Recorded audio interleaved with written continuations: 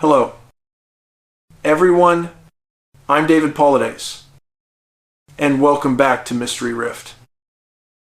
I want to thank you for being here, joining us as we delve into these deep and baffling mysteries. Before we get started, I just want to point out, Huck is already out cold. He's had a long day of patrolling the perimeter.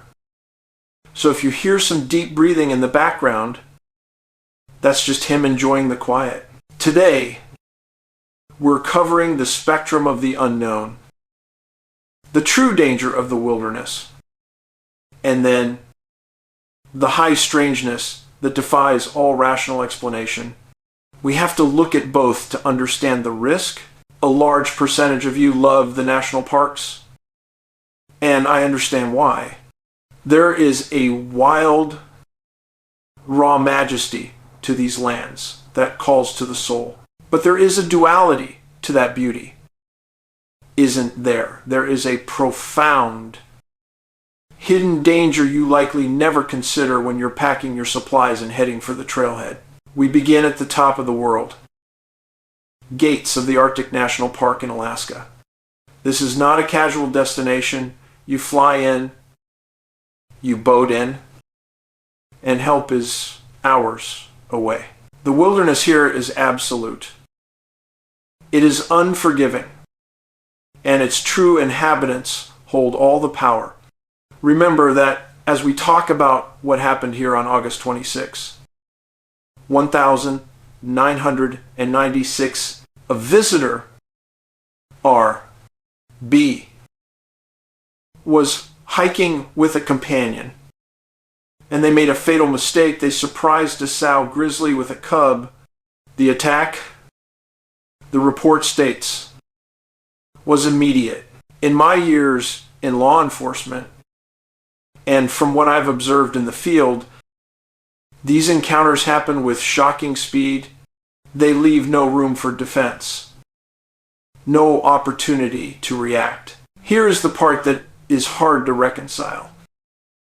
R.B.'s companion walked away, surviving by ignoring the bear. Think about that choice, that moment of separation from a partner in crisis. I'm not passing judgment on a man's soul, but I will tell you this: you must pick your partners carefully.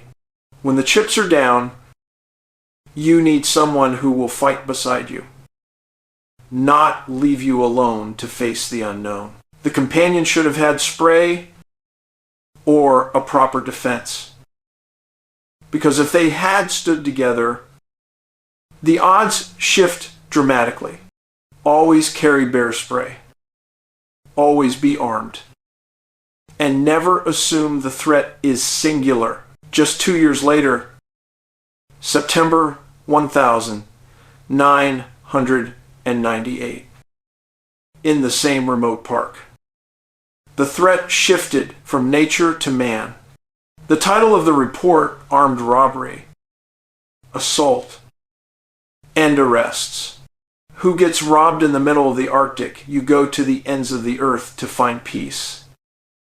And you encounter 5 armed men threatening hunters on the Kobuk River. It is bizarre. The statistics of finding a human threat in such a remote, hostile cluster of land are astronomical. It is a reminder that evil follows you. Even when you believe you are completely alone, the robbers only got caught because they ran out of gas, floating right into the hands of the state troopers. You can't make that up. But if humans and bears are dangerous, what about the places where the danger has no name? Let's shift gears. I want to take you to Australia. I've told you the missing 411 profile is not just a North American phenomenon. It is global. This case is Jack McClellan, only 27 years old. A young, fit, successful personal trainer who went missing in October of 2024. A stable young man with his whole life ahead of him. He was camping with friends in Queensland, in the bushland near Fix Crossing, where water and creeks are everywhere. It is a known profile cluster area. The night he vanished, he sent a normal text. And then, sometime between 8 and 10 p.m., he simply walked away from the campfire and into the darkness. A silent separation. The search started quickly. But what they found is the key to the mystery. Jack's shoes and his hat, found sitting in the grass. Why the shoes? Why the hat? A rational man, a fit man, doesn't walk away from a campsite in the dangerous Australian bush, removing the only protection he has for his feet. It makes zero sense. This is a classic profile marker that we see time and again in missing. 411 cases, the separation from essential clothing, often in close proximity to the location where the subject was last seen. It's called paradoxical undressing, but it usually happens when people are found. Jack's mother, Kelly, said her son had a magnetic personality and wouldn't wander off. The searchers also reported heavy rain right after he vanished. Another frustrating commonality that always seems to wipe out the key evidence. Keep Jack McClellan in your thoughts. And his family. The profile is chillingly accurate athletic male. Proximity to water. And that strange, unexplainable separation from his gear. We may never understand why. Now, this last case, this is high strangeness. This is one of the most bizarre recovery stories in the history of the national parks. Dale Stafford, 39, a successful welding foreman in Santa Clara, California, vanished on May 1st. 1979. He was stable, successful, and had a great job. He didn't just walk away. His truck was found months later, abandoned deep in the Stanislaus National Forest, near the High Sierras. They searched that area massively. Helicopters, ground teams. Nothing. The police closed the case, believing he must have been murdered or lost. But the woods do not give up their secrets easily. The disappearance itself was unremarkable, but the reappearance. Fast forward almost a year to October 1980. Rangers spot a man who looks disheveled, moving through the woods. They find a hidden pipe sticking out of the ground, a ventilation shaft in the middle of nowhere. They open the trap door and drop down into a sophisticated 10 by 1 5-foot room built into the earth.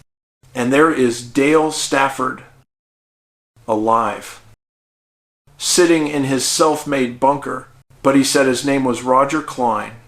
He had no memory of how he got there, or how he built the structure. He had survived the brutal Sierra winter by himself, deep in the earth, seemingly without explanation. He built a stove out of a garbage can and told them his favorite food was fried porcupine, which he claimed tastes like chicken. He was fully feral, fully adapted, but completely severed from his past. This is where we cross into the unexplained. Was this just amnesia? A fugue state? Or was he somehow taken and then placed back into the woods, like other cases where people wake up miles away with no memory? Dale begged the police to let him return to his room, his little quiet place in the earth, but it was against the law.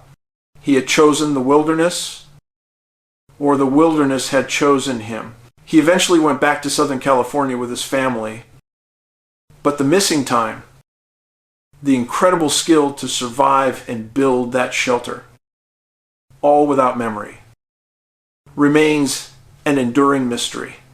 It doesn't fit any normal explanation. These stories from the human threat in the Arctic to the pattern of loss in Australia, to the subterranean secret of the Sierra Nevadas. They teach us that the world is not what the park brochures claim. The variables are real, the danger is real, and the truth is always stranger than fiction. If there is a lesson today, it's this: pick your partners wisely, and never, ever assume you are truly alone in the dark. I appreciate you being here. Huck does too. I want to remind you about the kindness revolution.